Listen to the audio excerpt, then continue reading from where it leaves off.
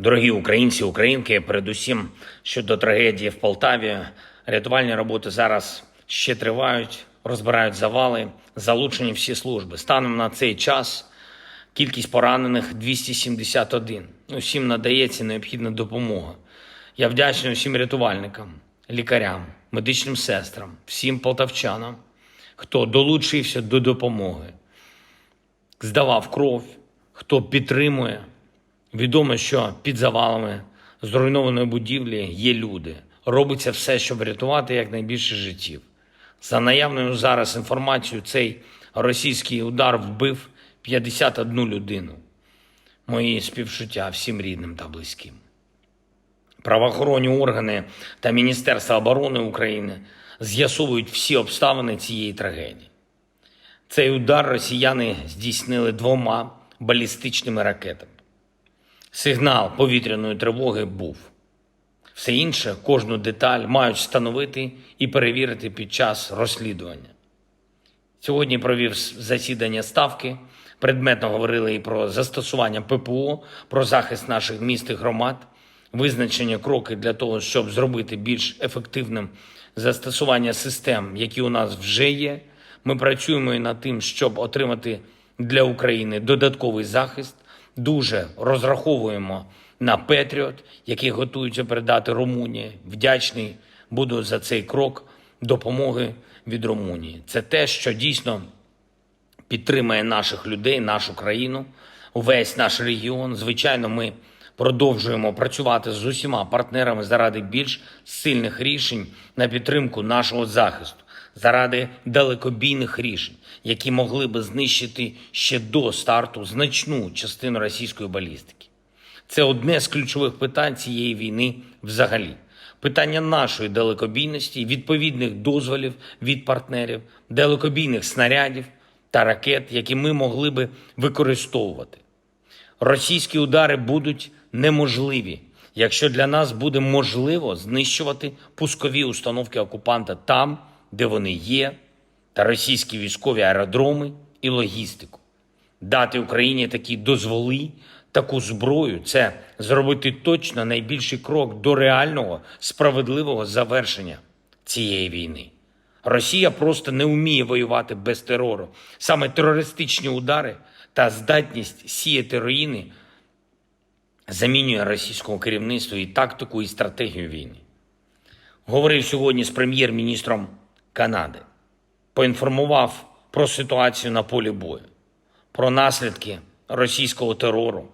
Ми обговорили, що саме може зміцнити наші позиції, ППО, оборонні пакети, потреби в техніці. І дуже важливо, що Джастін готовий як активніше переконувати партнерів дати Україні більше далекобійності. Також сьогодні на Ставці були важливі доповіді щодо дронів, різних видів дронів, які застосовують наші Збройні Сили України, СБУ, ГУР. Ефективність застосування, пріоритети. Є досвід, який варто поширювати, є і помилки, які треба виправити. Наші українські дрони мають бути на 100% ефективними, бо це буквально означає, що Україна буде на 100% ефективною на полі бою. Я дякую всім нашим людям, які здобувають для України цей позитивний досвід застосування дронів, які поширюють досвід у військах. Дякую кожному, хто виробляє і постачає дрони. Дякую усім, хто дійсно влучно знищує окупанта та знищує російський потенціал війни. Саме там, на території ворога. Була і тривала доповідь головкома Сирського щодо фронту та операції в Курській області. Покровський напрямок є рішення, щоб зміцнити позиції. Активні дії на Курщині продовжують поповнювати обмінний фонд для нашої держави. І ще одне. Осінь буде надзвичайно важливою для України. І наші державні інституції мають бути налаштовані так, щоб Україна досягла усіх результатів, які нам потрібні. Всім нам. Для цього ми маємо посилити деякі напрямки в уряді і підготовлені кадрові рішення. Також будуть зміни в Офісі. Я розраховую і на дещо іншу вагу окремих напрямків нашої зовнішньої і внутрішньої політики. Перше, треба більше взаємодії між центральною владою і громадами. Особливо зараз, у час підготовки до зимового сезону. Друге, Україна вже досягла значних результатів в оборонному виробництві. І це треба посилювати на всіх рівнях. Зокрема так, щоб було простіше залучати інвестиції партнерів в наші стратегічні галузі промисловості. Третє, маємо значно посилити нашу роботу з НАТО. Для цього потрібна особлива взаємодія. Четверте, Євросоюз. Реальні переговори щодо членства. Підготовка відповідних частин майбутньої угоди щодо членства. Це дуже чітка, одночасна і юридична, і політична робота. За неї буде персональна відповідальність.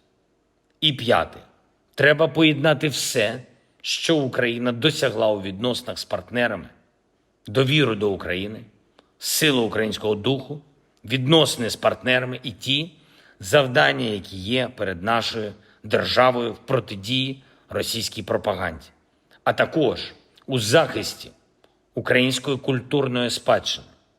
Нам потрібен новий рівень одночасно інформаційної роботи, культурної та дипломатичної, і новий рівень відносин з глобальною українською спільнотою. Зараз час дати нові сили урядовим інституціям України. Я вдячний усім, хто допомагатиме. Слава Україні!